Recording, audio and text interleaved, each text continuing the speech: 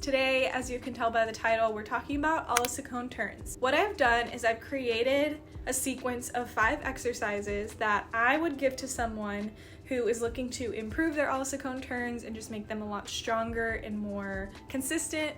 And also, I would give these to someone who has never done a la Seconde turns in their life and they just want to know how to set up the proper foundation for them. So if you are a little bit more experienced with these already, don't let the first exercise or 2 fool you into thinking like this is gonna be too easy for you. Please stick through the video because they do get more challenging as you progress through past like the first and second one. And I am even struggling with these, but at the same time, I also haven't worked on a la Seconde turns in a long time. So do as I say, not as I do. If my rotation looks horrible and I'm wobbly, I'm sorry. It's more about the advice that I'm giving you than me doing it myself, right?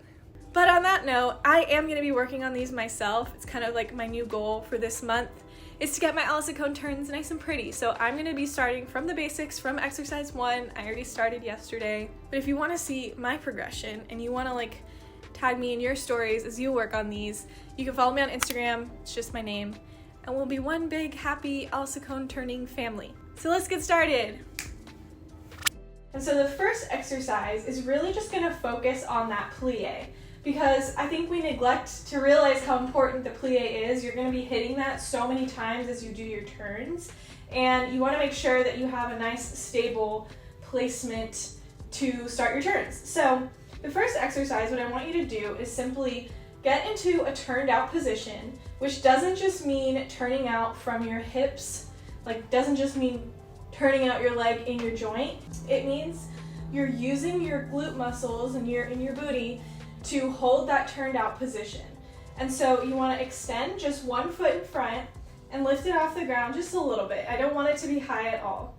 And then I want you to look at your supporting leg and make sure that you're not over turning out to the point where when you plie, your knee is no longer going over your toe. You always want that knee to track right over the toe and then come right back up.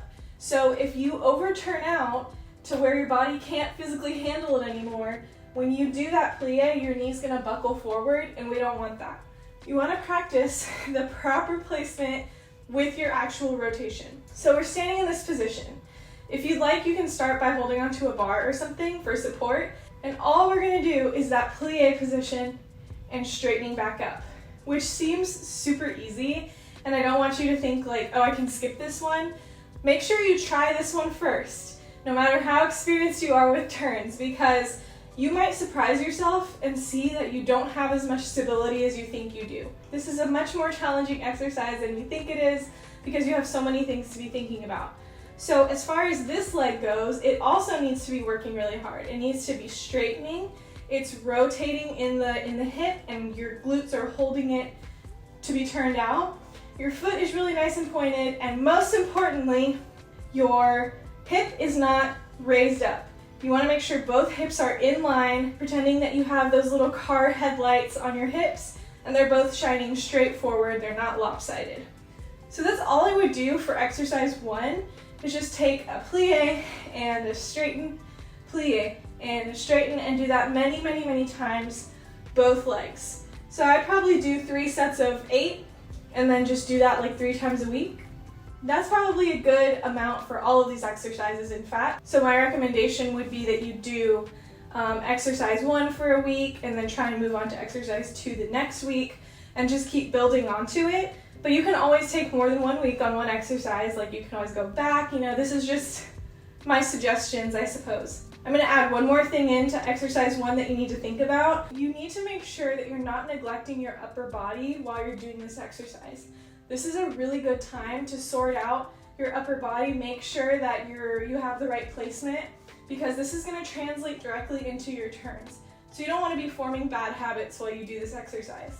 So some things to think about would be making sure that your ribs are not flared out. So take a deep breath in, and they should flare out, and then take a deep breath out, closing your ribs in and engaging your core. You also want to make sure that your shoulders are not too high, that you're engaging that little part of your upper back to sort of, you're not pinching your shoulders, but you're engaging them. So roll your shoulders down and make sure that your elbows never go up higher than your shoulders. So you're thinking about so many things, clearly, and I'm already like kind of sweating just talking about this first exercise. Exercise 2 is very similar, but you're gonna start opening out that leg. I still want you to keep this extended leg really nice and low because I want you to focus on using your rotator muscles in your glutes to keep that leg turned out as much as possible and checking to make sure that you're not overextending that leg. Most people do not have perfect 180-degree turnout to where they could keep it directly to their side. It needs to come a little bit more forward, and you should be squeezing super hard and you should feel it. And if you're using your rotator muscles in your glutes, you shouldn't be able to really pull it past to your natural turned out position. So exercise 2, you're thinking about all of the other things that we already talked about, and all you're doing is adding on this open to the side. This still might be really challenging for you. There's so many things to think about. So we're going front and open, front and open. Exercise number 3 is where it starts getting a little bit more challenging because you're gonna raise that leg up and work toward getting it at about 90 degrees. But you might need to work up to 90 degrees because the most challenging part here is keeping it at this same level as you open to the side. It's a lot of quad strength, it's a lot of hip flexor strength, but it also comes from your rotation.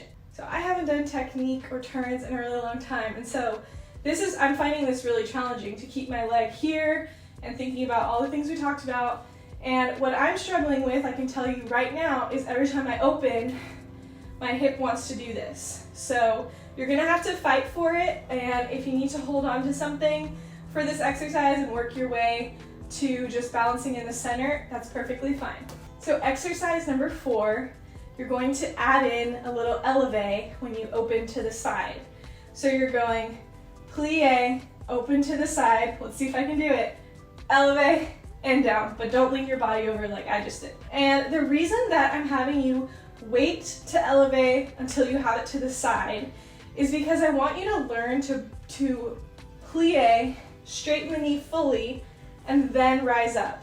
Because the problem I see with lots of dancers is they start doing this sort of like roll through a bent knee, and it's not as dramatic as that is, but it's definitely a problem, and that can also translate into things like your jumps, where you start jumping and rolling through a bent knee. It's not good for your body at all. This exercise does a very good job of strengthening that supporting leg because you're going straight into that elevate without any sort of plie, and so you're gonna feel it. The key here is to really pull up through your leg, so make sure it's really nice and straight, and try to engage all of the muscles in your legs, not just your calf muscle. You want to try and engage your hamstring as well to sort of pull you up, so that way it's not so much strain on like your lower leg.